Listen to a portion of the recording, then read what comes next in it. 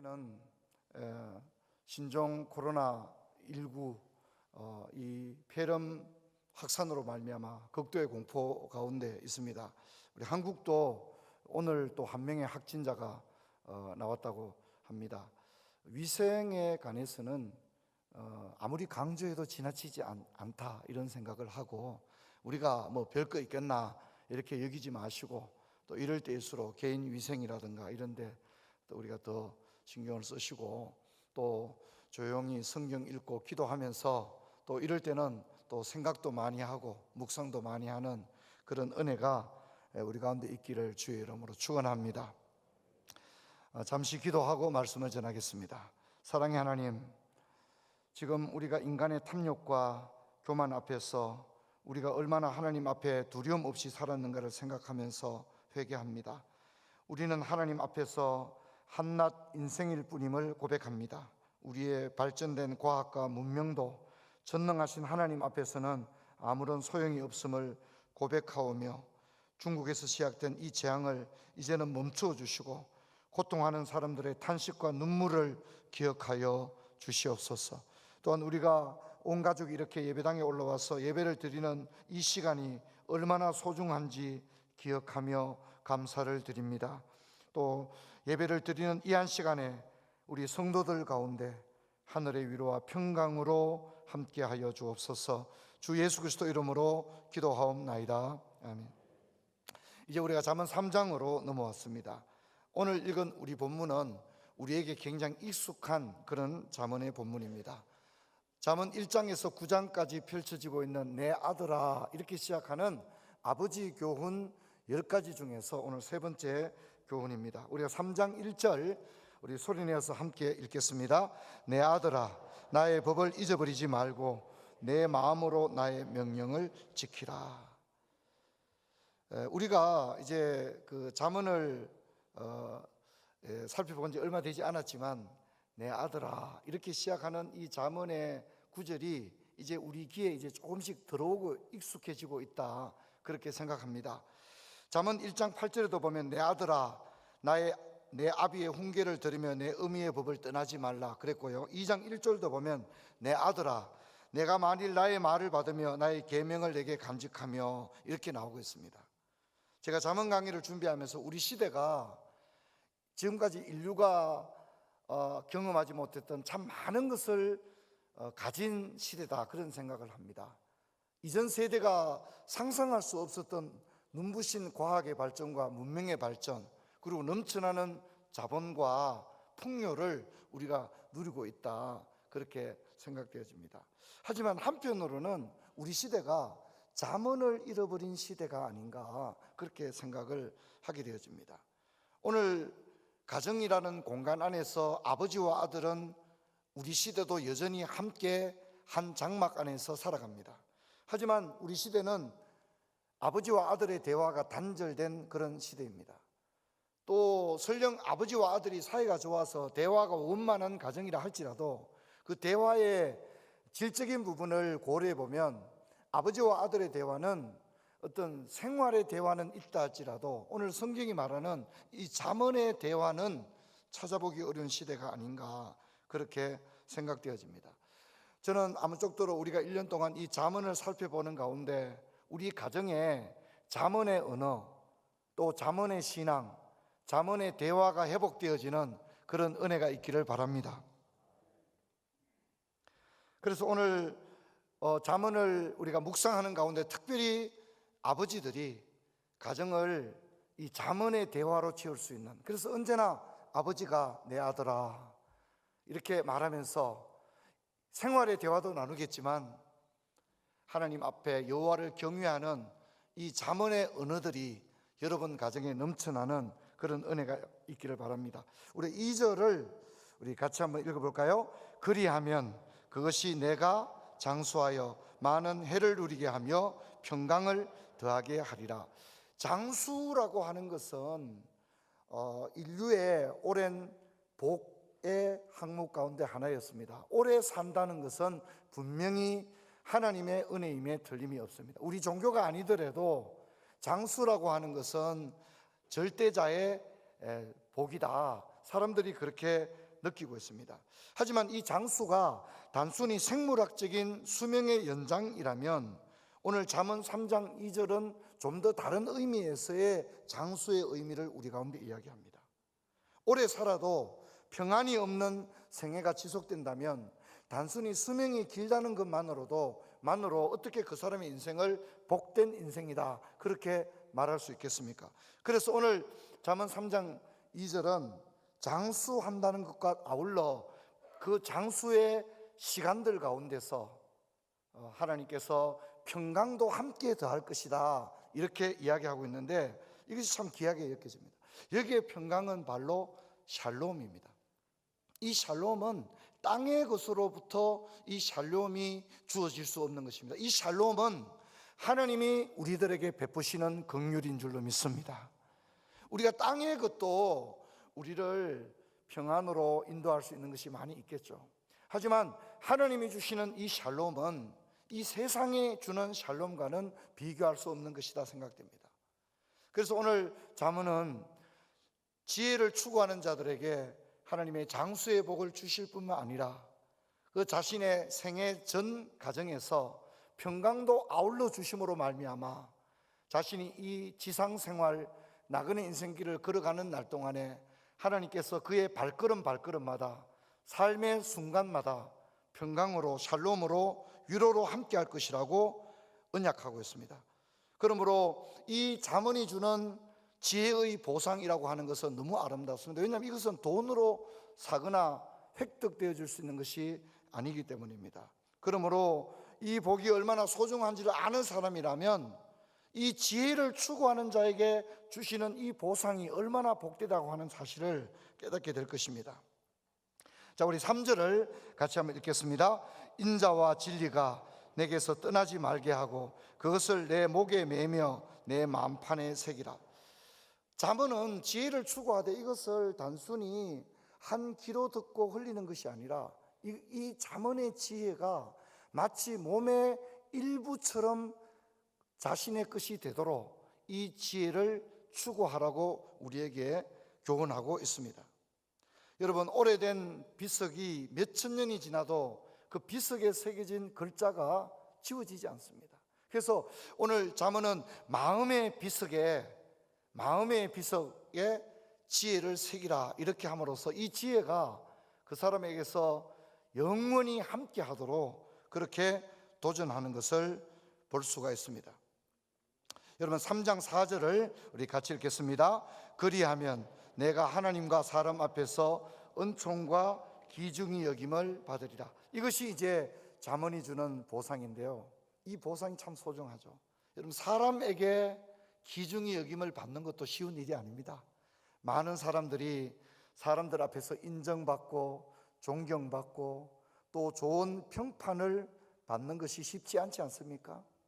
그런데 이 잠언은 놀랍게도 사람 앞에서 이렇게 존귀 여김을 받을 뿐만 아니라 심지어 하나님에게서까지 존귀 여김을 받을 것이라고 이 지혜의 보상을 우리에게 소개하고 있는 것입니다. 너무나도 놀라운 보상이라고 말할 수가 있을 것입니다. 여러분, 이렇게 존귀한 인생이 바로 잠언의 인생입니다. 저와 여러분의 인생이 잠언의 인생이 되기를 축원합니다.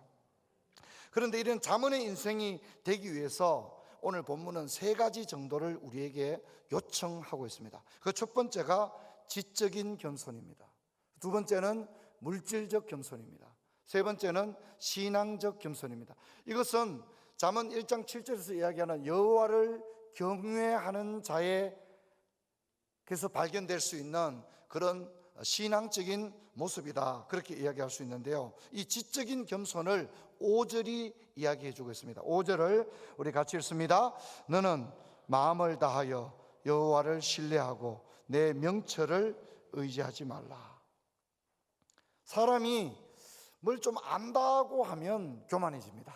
내가 안다고 할 때, 내가 지식을 가졌다, 다른 사람들보다 경험이 많다, 그리고 뛰어나다, 이렇게 생각하면 교만해지는 겁니다. 그런데 잠언은 명철을 의지하지 말라고 이야기합니다. 너의 지식과 경험이 설령 분명히 뛰어나고 객관적으로 볼 때 또 사람들도 인정을 합니다. 비록 그럴지라도, 설령 그럴지라도 너는 그것을 의지해서는 안 된다. 할렐루야. 그것을 의지하지 말라고 분명히 이야기합니다. 우리가 한 분야에 20년, 30년 살다 보면 분명히 어떤 지식을 가지게 되고 사람들로부터 높은 평판을 받게 됩니다. 저 분야에 저만한 사람이 없다. 저 분야에 저분이 대가다. 저 분야에는 전문가다. 아시아에서 가장 탁월한 사람이다. 세계에서도 저 분야에는 저 사람이 1인자다. 뭐 그런 얘기를 들을 수 있지 않겠습니까? 여러분도 여러분이 종사하는 분야에서, 업종에서 어떤 사람은 굉장히 높은 평가를 받을 겁니다. 뭐 한강 이남에서는 최고의 지식을 가진 사람이다. 뭐 그런 얘기를 들을 수도 있을 것입니다. 그러나 잠언은 분명히 말합니다. 그때가 위험하다는 것입니다. 그것을 의지하고 그것을 붙들고 그것을 신뢰하고 나가게 되는 삶은 잠언에 주는 그런 보상을 누릴 수 없다는 겁니다. 여러분, 그 순간에 우리에게 발휘되어야 될 것은 지적인 겸손함인 줄로 믿습니다. 지적인 겸손함이 발휘되어야 하는 것입니다. 여러분, 또 한번 읽어볼까요? 7절을 같이 한번 읽겠습니다. 스스로 지혜롭게 여기지 말지어다. 여호와를 경외하며 악을 떠나. 스스로 지혜롭게 여기지 말라고 합니다. 나는 지혜로운 사람이야. 나는 현명한 사람이야. 나는 슬기로운 사람이야. 나는 균형 잡힌 사람이야. 나는 올바른 결정을 내리는 사람이야. 여러분, 물론 그럴 수 있습니다. 하지만 그렇다 할지라도 스스로를 하나님 앞에서 지혜롭다고 생각하지 말라는 것입니다. 여러분, 우리는 분명히 하나님으로부터 많은 것을 받고 또 누릴 수 있지만 그럼에도 불구하고 전능하신 하나님 앞에서는 우리는 여전히 부족한 인생일 뿐인 줄로 믿습니다. 이걸 인정해야 됩니다. 그래서 하나님 앞에, 하나님, 나는 갈 바를 알지 못하오니 나의 인생길을 인도하여 주옵소서. 하나님, 나는 어린아이라 말할 줄 알지 못하오니 하나님, 나를 이끌어 주옵소서. 내가 무슨 말을 해야 되며 어떻게 결정해야 되고 어떻게 처신해야 될지 모릅니다. 하나님, 내게 지혜를 허락하여 주옵소서. 그렇게 하라고 우리에게 말합니다. 여러분, 스스로 지혜롭게 여기는 순간이 자신의 인생에서 가장 위험한 순간이라고 잠언은 우리에게 경고하고 있습니다. 여러분, 우리가 많은 것을 가졌을 때, 또 많은 능력을 지녔을 때 여전히 겸손을 잃어버리지 않는 저와 여러분 되기를 주의 이름으로 축원합니다. 두 번째는 물질적 겸손을 요청하고 있습니다. 9절을 우리 같이 한번 읽어볼까요? 내 재물과 내 소산물의 처음 익은 열매로 여호와를 공경하라. 그렇게 말하고 있습니다.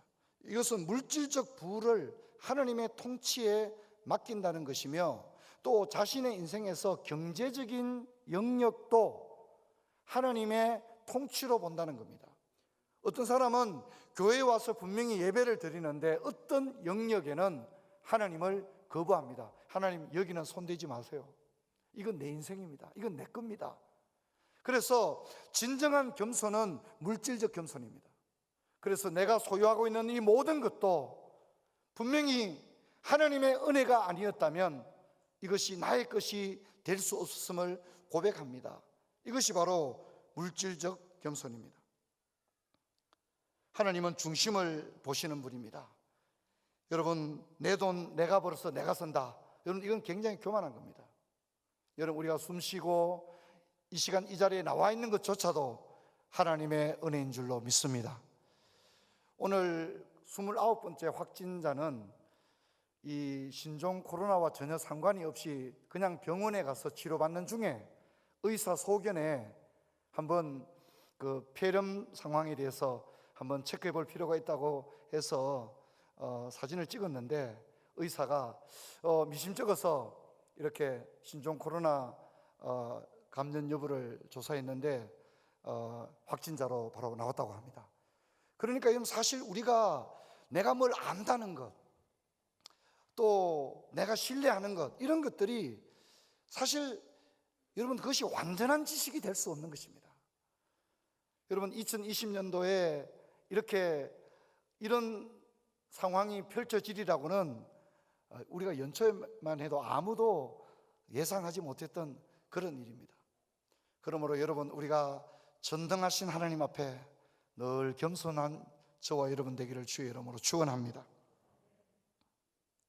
세 번째는 신앙적 겸손입니다. 11절을 보면 여호와의 징계를 경히 여기지 말라 그랬습니다. 여러분, 오늘 우리 시대는 사람들이 이 절대 권위를 부정하는 그런 시대입니다. 그래서 아버지를 부정합니다. 아버지가 하는 말을 그저 늙은 노인이 하는 얘기 정도로 생각을 합니다. 오늘 선생님들이 하는 얘기를 사람들이 받아들이지 않습니다. 우리는 영적인 세계의 질서와 권위를 인정해야 됩니다. 이것이 겸손입니다. 여러분, 우리는 세례받을 때 서약대로 교회의 관할과 치리에 복종해야 됩니다. 여러분, 기꺼이 하나님 앞에 겸손히 배우는 저와 여러분 될 수 있기를 축원합니다. 이것이 지혜로운 사람입니다. 이것이 여호와를 경외하는 자에게서 발견될 수 있는 모습 중에 하나라는 것입니다.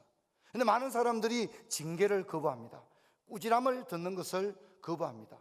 그리고 스스로 살아가려고 합니다. 하지만 성경 거기에 대해서 11절과 12절의 다른 모습을 우리에게 요청하고 있습니다.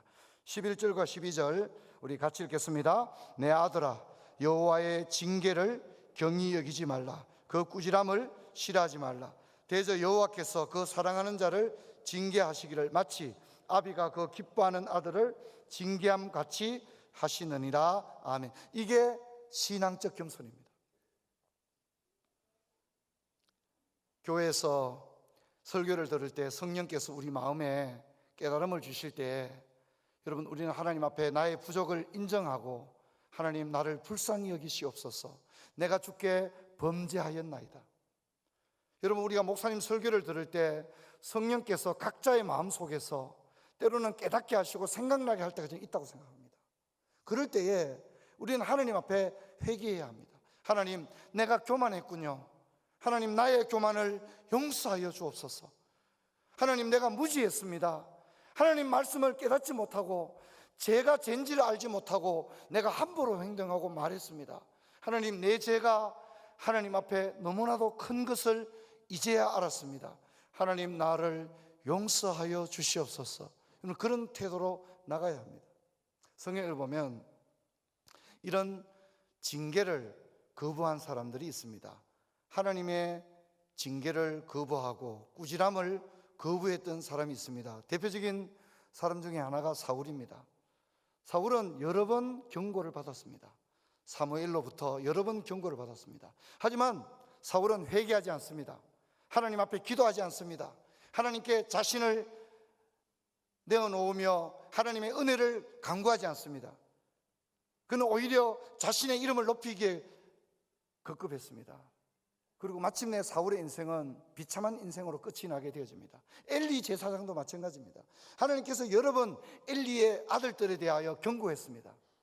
하지만 엘리는 자식들을 하나님의 말씀으로 올바로 이끌 기회를 주어졌음에도 불구하고 그 기회를 이용하지 못했습니다. 결국은 그 아버지와 두 아들이 다 죽는 것을 우리는 성경을 통해서 읽게 되어집니다.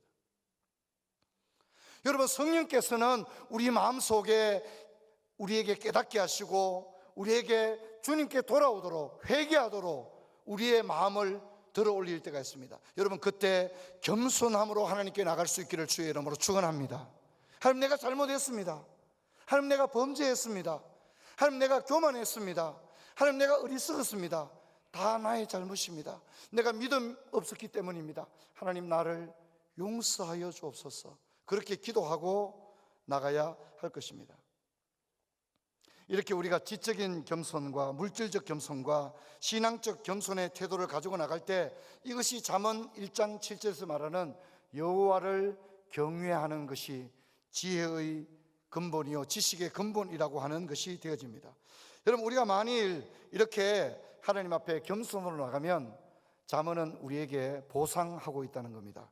먼저 지적인 겸손을 가진 사람에게는 내 길을 지도하시리라, 그렇게 이야기합니다. 자신의 부족을 하나님께 고백하면서, 하나님, 이 아이들을 어떻게 기르면 좋사오리까? 하나님, 내가 무엇을 하오리까? 하나님, 내가 어떻게 하여야 하나님께 영광을 올리게 되겠습니까? 이렇게 겸손하게 하나님 앞에 자신의 문제를 내어놓으면 하나님께서는 내가 너의 길을 지도할 것이다, 그렇게 약속하는 것입니다. 여러분, 우리는 한 치 앞을 내다보지 못합니다. 내일 일이 어떻게 될지도 알지 못하는 것이 저희들의 인생입니다. 제가 지난 주간에 집회가 있어서 부여에 갔습니다. 내비게이션을 쳐서 목적지를 검색을 하고 이렇게 집회 시간에 늦지 않게 가서 있었는데 한 1시간 정도 일찍 도착했어요. 그래서 좀 차 안에서 쉬었다가 이제 내가 설교하러 올라가야 된다고 생각했는데 내가 주소를 잘못 쳐서 간 거예요. 주소를 잘못 쳐서. 그래서 이제 차에서 성경 들고 이제 설교하러 올라가야 되겠다 해서 가방 이제 차에서 내렸는데 분위기가 이상한 거예요. 거기는 집회할 만한 장소가 아니었어요. 제가 너무 당황을 했어요. 차 안에 있을 때만 해도 나는 올바른 목적지에 잘 도착했고 1시간이나 일찍 도착했고 이제 마음을 추스린 다음에 올라가서 설교하면 되겠다 생각했고, 이제 한 30분 전에 차에서 내렸는데 내려보니까 바깥은 어둡고 거기는 사람이 모여서 집회하는 그런 장소가 아니었습니다. 너무 당황을 했습니다. 그래서 다시 제가 검색을 해보니까 제가 주소를 내비게이션에 잘못 입력하고 엉뚱한 데 와서 기다리고 있었던 거죠. 다시 바른 주소를 찾아서 식은땀을 흘리면서 갔습니다. 여러분, 우리가 때로는 성경에 그런 말씀이 있죠. 어떤 길은 사람의 보기에 바르나 필경은 사망의 길이라고 말합니다. 어떤 길은 바른 길처럼 보이는 거예요. 야, 이 길을 가면 되겠다. 나는 올바르게 가고 있어. 나는 제대로 가고 있어. 나는 잘하고 있어. 하지만 여러분, 그 길이 사망의 길이라는 겁니다. 사망의 길인데 나는 그걸 옳은 길인 줄 알고 가고 있다는 겁니다. 성경이 그렇게 말하고 있습니다. 여러분, 얼마나 두려운 일입니까? 그러므로 여러분, 우리가 하나님 앞에 겸손하기를 주의 이름으로 축원합니다. 언제나 겸손하게 하나님 앞에 나 자신의 부족을 내어놓고 기도하고 나가야 할 것입니다. 그런 사람에게 하나님은 어떻게 약속합니까? 내가 너 길을 지도할 것이다. 내가 너의 길을 인도할 것이다. 그렇게 이야기합니다. 또 물질적 겸손을 하나님 앞에 올려드리는 사람에게는 내 창고가 가득히 찰 것이다. 성경은 그렇게 이야기하고 있습니다. 여러분, 과도히 아껴도 가난하게 되는 수가 있습니다. 하지만 하나님 앞에 물질적 겸손으로 경제적 영역도 하나님께 내어드리는 겁니다. 경제적 영역에서도 하나님 대심과 주권을 인정하는 겁니다. 나의 사업장, 나의 직장, 또 내가 일하는 그 모든 것들 하나님의 은혜라고 인정하게 되면 하나님께서 창고가 가득히 차는 축복을 주시는 것입니다. 세 번째는 신앙적 겸손으로 나가게 될 때 하나님의 사랑을 받을 것이라고 했습니다. 여러분, 징계를 즐기는 사람이 누가 있겠습니까? 꾸지람을 좋아하는 사람이 누가 있겠습니까? 하지만 그것을 하나님의 눈으로 바라보는 겁니다. 하나님의 시각에서 바라보는 겁니다. 그러면 여러분, 그 징계는 징계로 끝나는 것이 아니라, 그 꾸지람은 꾸지람으로 끝나는 것이 아니라 그것이 내게 복이 될 줄로 믿습니다. 그래서 하나님께서 그런 신앙적 겸손의 사람에게 아비가 자식을 기뻐하는 것과 같은 복을 줄 것이다, 그렇게 이야기하고 있습니다. 사랑하는 성도 여러분, 우리 푸른 초장교회 모든 성도들이 이 잠언의 보상을 누리는 그런 은혜가 있기를 주의 이름으로 축원합니다. 기도하겠습니다.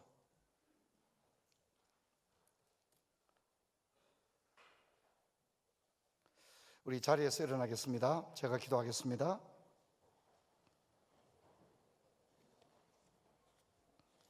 사랑의 하나님 아버지, 오늘 잠언의 귀한 교훈을 들었습니다. 우리가 하나님의 말씀을 한 귀로 듣고 흘리지 않게 하시고, 이 말씀을, 특별히 이 잠언의 지혜의 말씀을 우리 몸의 신체의 일부처럼 우리 마음판에 새기게 하여 주옵소서.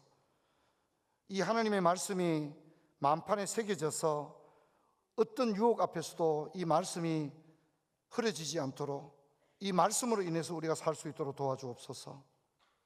지적으로 겸손하며 물질적으로 겸손하며 신앙적으로 겸손하며 나갈 때 하나님께서 우리에게 놀라운 잠언의 보상으로 함께 줄 줄로 믿습니다. 하나님 아버지, 가정에서 대화가 사라지고 있고 특별히 잠언의 언어들이 사라지고 있습니다. 잠언의 대화들이 사라지고 있습니다.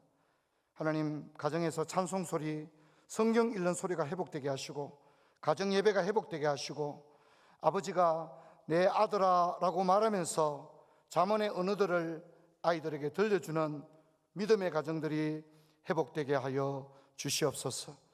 하나님, 우리 어리석고 미련합니다. 아무것도 알지 못합니다.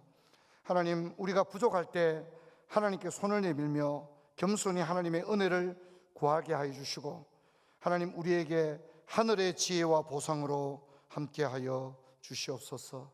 주 예수 그리스도 이름으로 기도하옵나이다. 아멘. 아멘.